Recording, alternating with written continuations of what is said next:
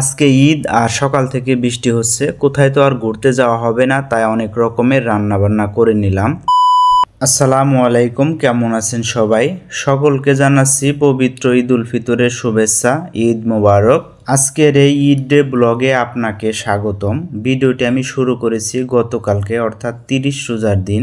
সকালে ঘুম থেকে উঠেই আমি বাজারে চলে যাই, কারণ ঈদের দিন কিন্তু অনেক কিছু প্রয়োজন হয়। তাই আমি বাজারে চলে গেলাম। আমার যা যা প্রয়োজন একে একে আমি সব কিছু নিয়ে নিচ্ছি। এখানে দেখেন আমি দুধ নিলাম, দুধের কিন্তু প্রচুর দাম ঈদের আগের দিন।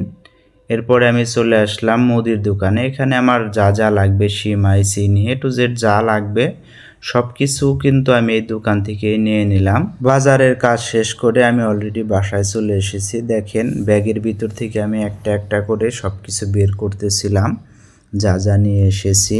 এরপর আমি একদম ইফতার শেষ করে রান্নাঘরে চলে আসলাম।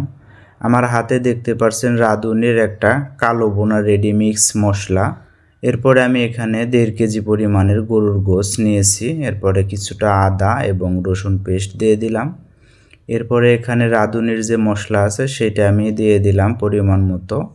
এরপরে টমেটো সস, সয়া সস আর পরিমাণ মতো লবণ আর সরষের তেল দিয়ে এটাকে আমি হাত দিয়ে সুন্দরভাবে ভালোভাবে মাখিয়ে নিলাম।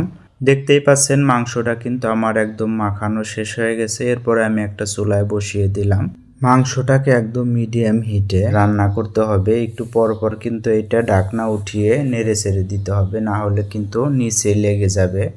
দেখেন একদমই কষানো হয়ে গেছে আমার মাংসটা। এরপরে আমি ঝোল দিয়ে দিলাম।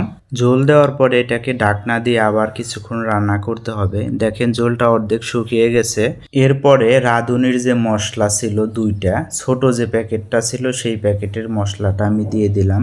মশলাটা দেওয়ার পরে ভালোভাবে মিক্স করে আবার আমি ঢেকে দিয়েছিলাম কিছুক্ষণের জন্য।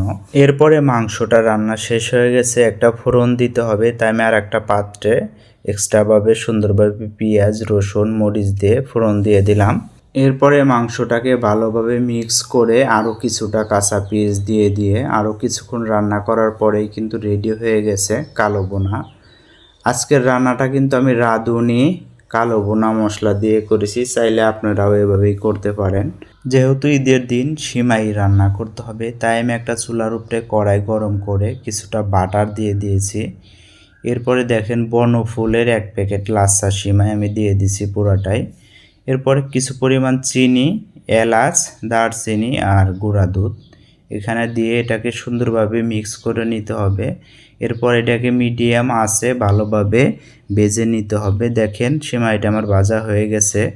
এরপরে আবার কিছুটা বাটার দিয়ে এখানে 2-3 রকমের বাদাম আর কিশমিশ এটা আমি এই বাটারের উপরে সুন্দরভাবে ভেজে এটাকে আমি নামিয়ে নেব।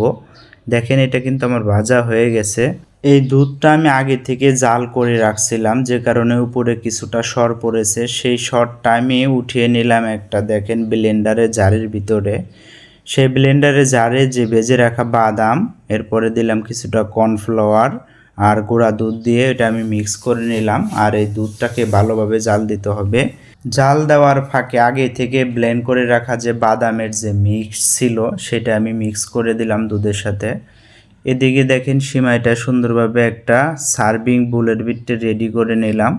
এরপরে দুধের যে ব্যাটারটা আছে সেটা আমি সুন্দরভাবে দিয়ে দিলাম। আর যে আজকে যে আমি সিমাইটা রান্না করছি এই সিমাইটার নাম হচ্ছে শাহী নবাবী সেমাই। এই সিমাইয়ের টেস্টার ভিতরেও কিন্তু একটা নবাবী নবাবী ভাব আছে। যাই হোক, চাইলে আপনারাও কিন্তু এরকমভাবে এই সিমাইটা তৈরি করে নিতে পারেন। আর এই সিমাই তৈরি করতে করতেই কিন্তু নামাজের টাইম হয়ে গেছে, যে কারণে কিন্তু আমি রেডি হয়ে নিচ্ছি। নামাজে যাইতে হবে, 8টা বাজে আমাদের এখানে জামাত। তাই আমি চলে গেলাম জামাতে। আর আজকে তো বৃষ্টি বাহিরে, যে কারণে জায়নামাজ প্লাস ছাতা দুইটাই আমি সাথে নিয়ে যাচ্ছি। বাহিরে এসে দেখি সত্যিই বৃষ্টি হচ্ছে, ছাতা নিয়ে না আসলে কিন্তু ভিজে যেতে হতো। এরপরে আমি নামাজ থেকে এসে দেখি শাহানাজ কিন্তু সব কিছু একদম রেডি করে নিয়েছে। রোজার মাসে যেহেতু শেষ রাতে সেহরি খেয়েছি, তাই আজকেও সকাল সকাল ক্ষুধা লেগে গেছে, তাই আমরা খাবার খেয়ে নিলাম।